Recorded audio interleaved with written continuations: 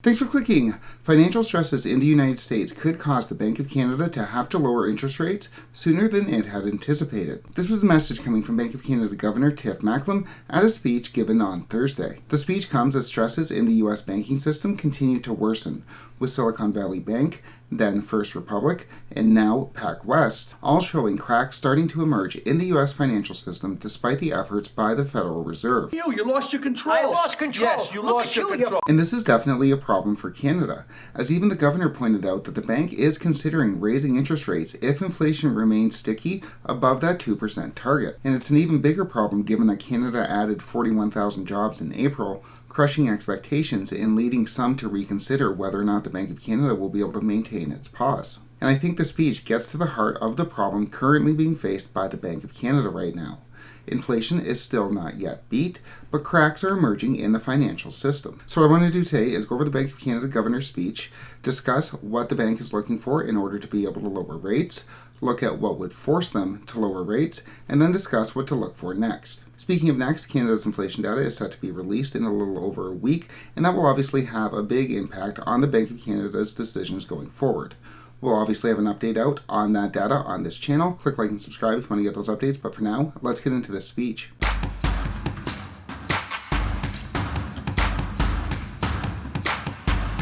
Onto the speech. Governor Macklem began the speech by reiterating what he has said in the past, that the bank expects Canada's inflation rate to get down to 3% by summer. We expect inflation to decline further to about 3% this summer. This is good news. Governor Macklem then reiterated again that getting down to 3% isn't the tough part. The tough part is getting down to 2%, which could take until the end of 2024. But we expect that getting inflation from 3% to 2% is going to be more difficult. Our current projection has that happening only by the end of 2024. And with inflation not getting back down to that 2% until the end of 2024, Governor Macklem said that, in so many words, we won't be seeing any interest rate cuts until that happens. And in this context, I want to be clear. Our job is not done until we restore price stability. In other words, until inflation is centered on our 2% inflation target. And I'm not going to say it again. And yeah, I think there's a real sense out there, a real hope that if the Bank of Canada can get inflation back down to 3%, close enough to 2%, that we can get those rate cuts that so many are hoping for. But Governor Macklem says that that's not so much the case, that unless we get back all the way back down to that 2%, then we won't be seeing any interest rate cuts anytime soon. With that said, Governor Macklem also addressed the financial instability being played out in the United States, which could put a big kink in the Bank of Canada's plans. The biggest downside risk to our forecast is a severe global recession. A major international recession could come about in several ways. Options. One way is through global financial stress. Financial instability could amplify or even trigger a sharper slowdown in the global economy. The governor then went over some of the major financial stresses that have been occurring in the United States, which have been ameliorated by government intervention, but did note that risks continue to remain. But financial stability risks remain, and we continue to see swings in market sentiment. If global financial stress were to reemerge and prove more pervasive, the spillovers into Canada could be more significant.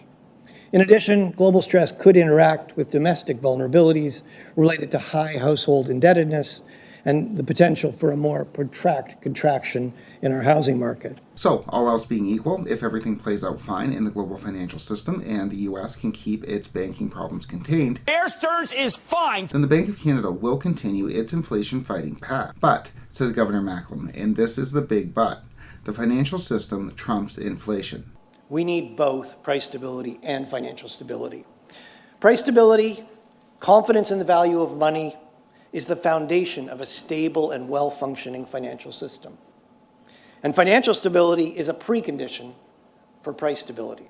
And although monetary policy or higher interest rates have already tightened credit conditions, were a global financial crisis to tighten credit conditions even more, then the Bank of Canada would consider altering its stance on interest rates. In the current environment, monetary policy has already tightened financial conditions. That is the intended consequence of our policy rate increases. But if financial stress were to lead to more tightening than expected, and if this were to persist, we would need to take this into consideration as we set our policy interest rate to achieve price stability. So, what the governor is saying is that the Bank of Canada raised rates by 425 basis points in order to limit the growth of credit, to make credit more expensive. Were a financial crisis to occur that limited credit, that froze credit, where the banks won't lend, then the Bank of Canada would indeed probably have to lower interest rates. Yes. No. Generally, as we saw back in 2008, under these types of crises, when credit is frozen, unemployment shoots up.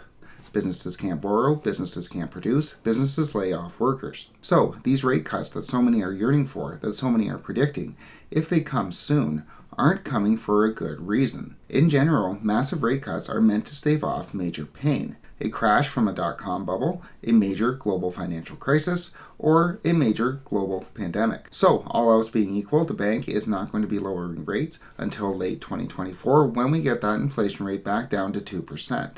However, if we see a major global financial crisis, if we see the banking problems in the United States spill over to Canada or even globally, then the bank will indeed have to reverse course on interest rates. Which sounds great to many in theory.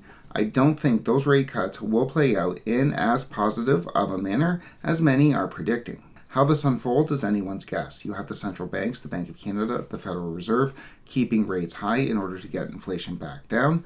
However, those same high rates are what is causing the stresses to emerge in the financial system, and inflation is still not yet beat. Whether or not the central banks can conquer inflation without causing a full-blown financial crisis remains to be seen, but we'll continue to track the Bank of Canada and Canada's economy on this channel.